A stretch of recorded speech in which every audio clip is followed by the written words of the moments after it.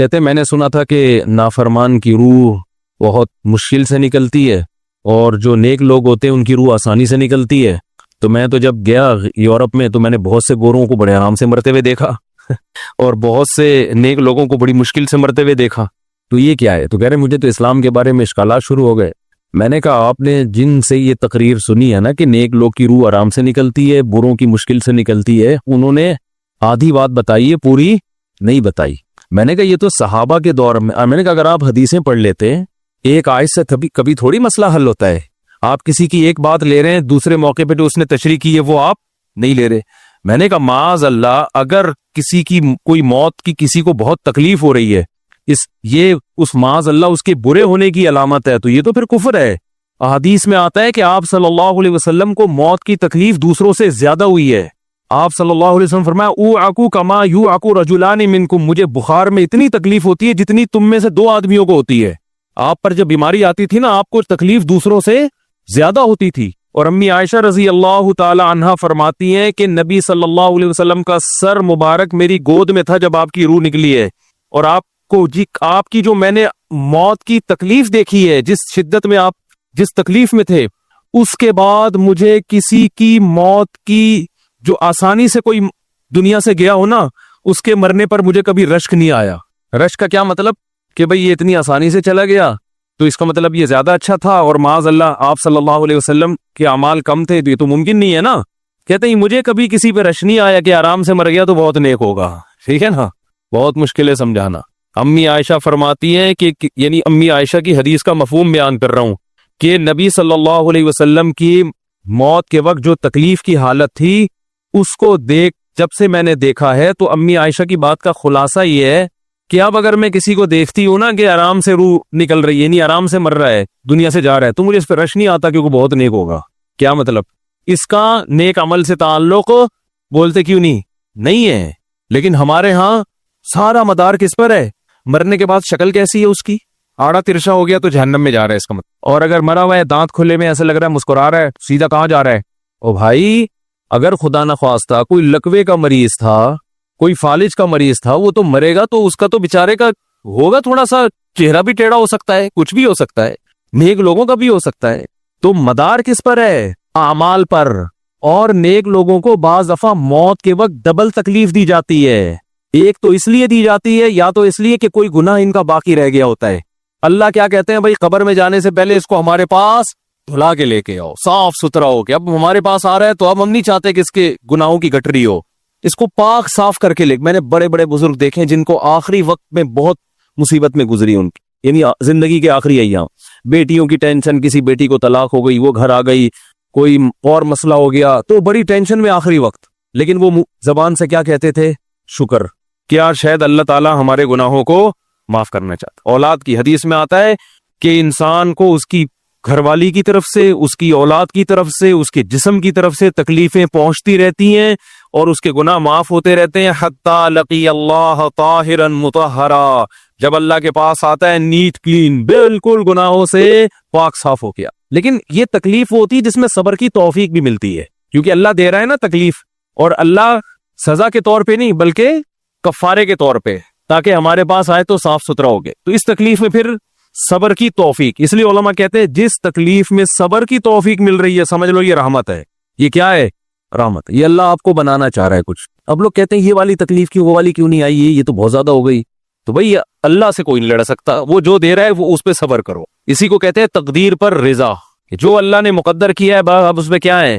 کوشش کریں گے، اللہ سے عافیت مانگے، اے اللہ ہمیں تکلیفیں نہیں چاہیے، ہم تو ویسے ہی کمزور ہیں، ایسا نہ ہو تکلیف میں اور ہی نافرمانی پہ نہ آ جائے. ہمیں تو خوشیوں بھری زندگی چاہیے، اور اللہ ان خوشیوں میں شکر کی توفیق دے کے گناہ معاف کر دے. ٹھیک ہے نا؟ جیسے لوگ حکیم کے پاس جاتے ہیں، حکیم صاحب کے پاس 2 طریقے ہوتے ہیں علاج کے. ایک طریقہ تو یہ کہ بھائی یہ کڑوی گولی ہے، 2-3 کھاؤ گے فٹ فاٹ ہو جاؤ گے، اس میں یہ بھی پرہیز، یہ بھی پرہیز، یہ بھی پرہیز. اور ایک طریقہ ہوتا ہے بھائی دودھ جلیبی کھاؤ، علاج لمبا ہو جائے گا، لیکن وہ دوا میں کیا ہے؟ دودھ جلیبی. تو آپ کہتے ہو بھائی یہ دودھ جلیبی والا مجھے دے دو، ٹھیک ہے لمبا علاج کروا لوں گا، فائدہ دیر سے ہوگا، لیکن میں یہ کریلے کا جوس نہیں پی سکتا. تو ہم نالائق لوگ ہیں، شکر سے بھی انسان کے ترقی ہوتی ہے. تو اللہ سے یہ مانگنا چاہیے اللہ ہمیں نعمتیں دے، تکلیفوں سے بچا، اور شکر کی توفیق دے تاکہ ہمارے درجات بلند ہو. تو شکر کے بھی تو بڑے فضائل ہیں نا. تو مانگنے تو کیونکہ عبدیت اور غلامی کا تقاضا یہ ہے کہ اللہ سے عافیت مانگی جائے، لیکن اللہ تکلیف دے دے تو اس پہ صبر۔ تو ہمارے نبی صلی اللہ علیہ وسلم کو ہاں یا تو اس لیے تکلیف ہوتی ہے گناہ معاف، یا اس لیے کہ درجات بلند۔ اللہ چاہتا ہے کہ بھئی یہ دنیا آزمائش کی جگہ ہے، جب آخرت میں آنا تو اتنا تجھے نوازوں۔ تو ہمارے نبی صلی اللہ علیہ وسلم جنت میں آخرت میں سب سے اعلیٰ مقام کس کا ہوگا؟ سید الانبیاء محمد صلی اللہ علیہ وسلم، حضرت آدم سے بھی زیادہ، نوح علیہ السلام سے بھی زیادہ۔ تو اللہ نے فرمایا کہ آپ کو پروٹوکول دینے کے لیے آخری جو اب آپ کا آخرت کا سفر ہے نا، اس میں مادی تکلیف آپ کو دوسروں سے زیادہ دی جائے گی۔ یہی وجہ ہے کہ حضرت فاطمہ رضی اللہ تعالی عنہ، آپ کی چہیتی بیٹی، جب انہوں نے آپ صلی اللہ علیہ وسلم کی اس تکلیف کو دیکھا نا، جو موت کے وقت تکلیف تھی اور جو بخار کی شدت تھی، واہ کرب ابتا، فرماتی تھی ہائے میرے والد کا کرب، بہت زیادہ غمزدہ ہو گئی ان کو دیکھ کر کس قدر تکلیف میں ہے۔ تو آپ صلی اللہ علیہ وسلم نے فرمایا لا کرب علی ابیک بعد اليوم، کیسے تسلی کے جملے۔ اپنی بیٹی سے فرمایا اے فاطمہ تیرے باپ پر آج کے بعد کوئی تکلیف، بولو لا کرب علی ابیک بعد اليوم، اس میں بھی آپ صبر کا پہلو تلاش کر رہے ہیں، شکر کا، بس یہ اللہ کی طرف سے آخری ہے۔ آج کے بعد اے میری بیٹی تیرے باپ پر کوئی تکلیف نہیں، اپنی بیٹی کو بھی تسلی دے رہے ہیں کہ غم ہلکا کر، بس یہ اللہ کی طرف سے آخری ہے، آج کے بعد کوئی تکلیف نہیں ہوگی۔ تو ہمارے ہاں وہ بیچارہ تکلیف سے جا رہا ہے، تو یار دیکھا آ گیا نا سامنے، لیکن یہ دیکھا ہم تو کہتے تھے بندہ ہی 2 نمبر ہے، اب آ گیا نا تو دیکھو کیسے مر رہا ہے۔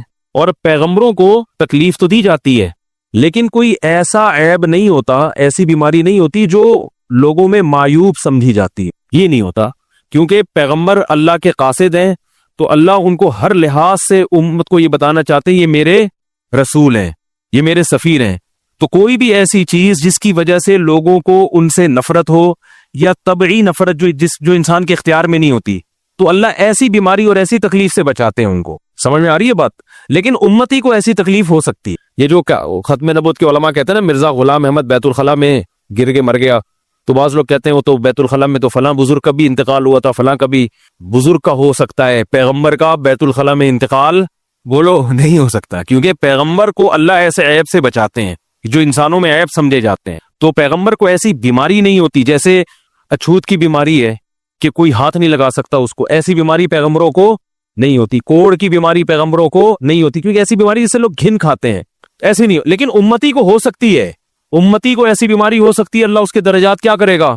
بلند کرے گا اس سے۔ مجھے ایک واقعہ کسی نے سنایا کہ ایک ہندو تھا، اس کو کوڑ کی بیماری تھی، کوڑ نہیں ہوتا گوشت گلنا شروع ہو جاتا ہے، تو یہ بیماری پھیلتی ہے، تو اس کے رشتہ داروں نے بالکل الگ کر دیا اس کو، وہیں سے کھانا پھینکتے ایسے کر کے، کہیں تبلیغی جماعت گئی، ان کو پتہ چلا، وہ بیٹھ گئے اس کے پاس جا کے، اس کو کھلا بھی رہے ہیں پلا بھی رہے ہیں، تو وہ بڑا متاثر ہوا، یار سب نے چھوڑ دیا اور مسلمان ہو گئے، تبلیغ والے تو اکرام کا کوئی موقع الحمدللہ چھوڑتے نہیں ہیں، تو وہ مسلمان ہو گیا اور پھر اس کا انتقال ہو گیا تھوڑے دنوں میں۔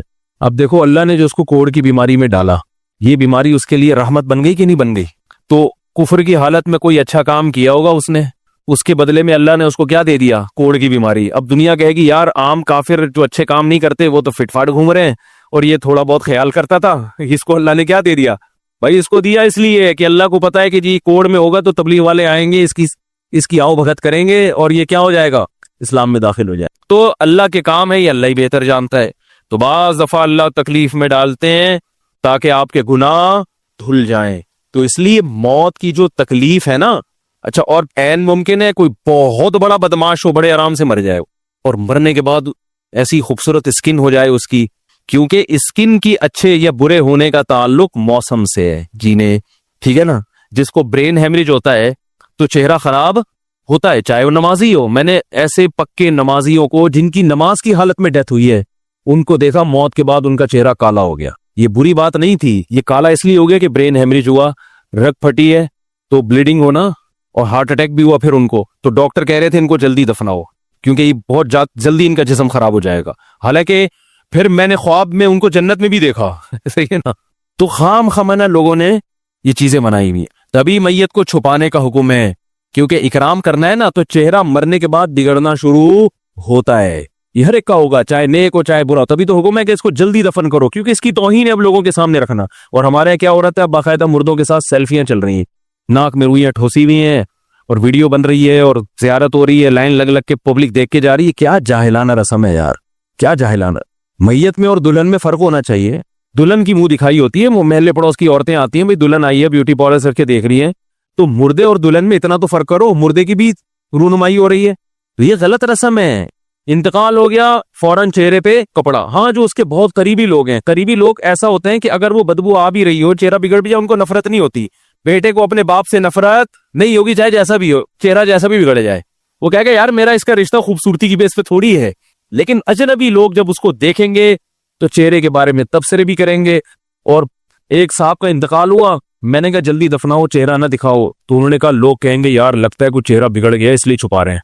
मैंने कहा अब तो और छुपाना चाहिए, इसलिए कि जिसका बिगड़ जाए उसको तो छुपाएंगे तो फिर लोग यकीनन कहेंगे बिगड़ा हुआ चेहरा है, तो इस रस्म ही को खत्म कर देना चाहिए। इंतकाल हुआ, फौरन चेहरे पे कपड़ा। हाँ, बीवी देख सकती है अपने शौहर को, या बेटे हैं, या इस तरह जो भाई बहन है करीबी, वो देख लें, बाकी पब्लिक से छुपा के उसको फौरन क्या करो, दफन। अब तो कब्र में जाके भी दिखा रहे होते हैं।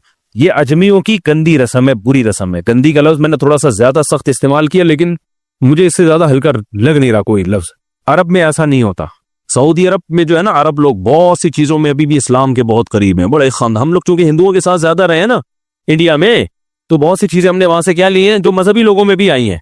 अरब में ये सिस्टम नहीं मिलेगा आपको। अरब में जब तक जिंदा है एहतराम, अदब, तमीज। इंतकाल हो गया, फौरन से पहले दफनाया, कब्र पे तख्ती भी नहीं लगाते। वो जब जायज है तख्ती लगाना, लेकिन वो भी नहीं लगाते। कह रहे अब इसको तख्तियों की जरूरत नहीं है, अब दुआओं की जरूरत है। दुआएं होती रहती हैं अब्बा के लिए, सदक़ात और खैरात करते हैं, तब ऐसा सदके करते हैं अरब कि आपकी सोच होगी।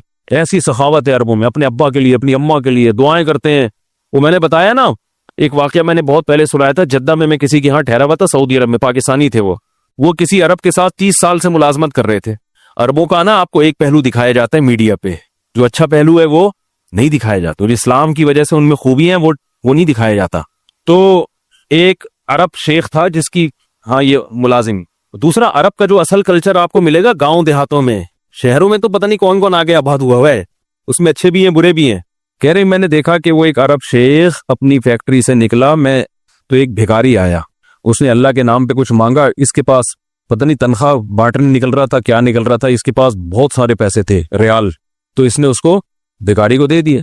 भिखारी को जैसे दिए, भिखारी ने, अच्छा ये अरब भी 80 साल का बुढ़ा, तो उस भिखारी ने इसके अरबी के माँ बाप को दुआएं देना शुरू कर दी दिल से ना। वो पाकिस्तानी था, हुआ होशियार, दुआएं दी, अल्लाह करे तुम्हारे अब्बा की मगफिरत हो जाए, अल्लाह करे। तो वो अरब को इतना अच्छा लगा, उसने और दे दिए। फिर वो शुरू हो गया, तो अल्लाह करे तुम्हारे अब्बा वो फिर और देती। कह रहे इतने पैसे उस भिखारी को दे दिए। मैंने कहा यार ये तो लाखोंपति बन गया है, सारे पैसे खत्म हो गए इसके पास, और वो घुन्ना दुआएं देता जा रहा है।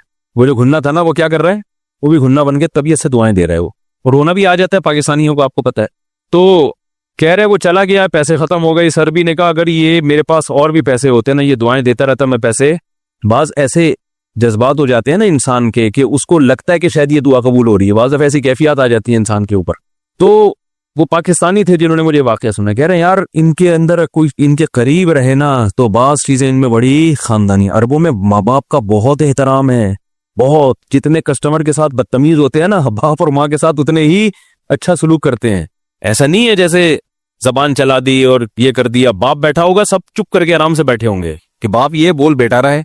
हमारे यहाँ बेटा बाप लग, मैं तो लोगों से पूछता हूँ ये पहले क्यों, कि मुझे ऐसा लग रहा है आपका बच्चा आपसे पहले पैदा हो गया, यानी वो बाप बना हुआ होता है। ठीक है ना, बातें ऐसे कर रहा होता है कि जो बेटा है वो बाप लग रहा है, जो बाप है वो बेटा लग रहा है। तो खैर कहां से कहां बात चली गई, क्या बात कर रहा था। अरे यार ये तो मौजू को कोई पकड़ के रखे, ये बहुत बड़ी जाहिल पीर की बात तो मैंने शुरू की थी, शैतान हवा वगैरह सब हो गया। हाँ, ये बात चल रही थी कि मौत की तकलीफ अगर किसी को होती है, मैं ये बता रहा था कि इस्लाम की बातें इलॉजिकल बात इस्लाम नहीं करता।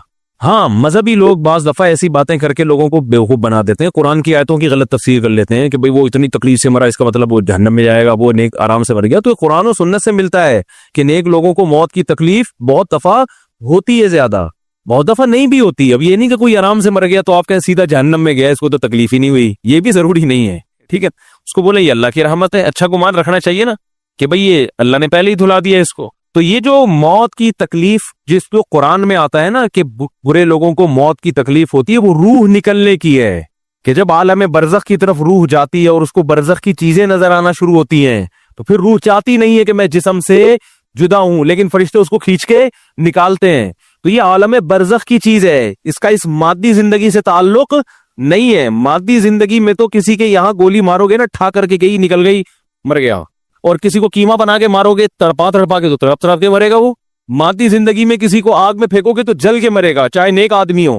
اور کسی کی گردن اڑاؤ گے تلوار سے تو 1 منٹ میں کیا ہو گیا، ختم. لیکن جو اس کی روح نکل رہی ہے، خدا کے پاس جا رہی ہے، وہ منظر نافرمان کا بہت ہی بھیانک ہوتا ہے. اور نیک آدمی کی روح ایسے پرواز کرتی ہے، وہ اس کی تکلیف ہے. اور اس پہ میں ایک واقعہ بھی سنا چکا ہوں، دوبارہ نہیں سناؤں گا، کہ کیسے دنیا میں بھی اس کے مشاہدات ہوئے ہیں لوگوں کو، کہ کیسے ان کو آخرت کی چیزیں نظر آنا شروع ہو گئی اور وہ باتیں کر رہے ہیں، باقاعدہ بتا رہے ہیں فروح و ریحان و جنت نعیم. جو قرآن میں آتا ہے نا، فرشتے آتے ہیں اور اس کی روح قبض کرتے ہیں، تو وہ بعض دفعہ اللہ دنیا میں بھی دکھا دیتے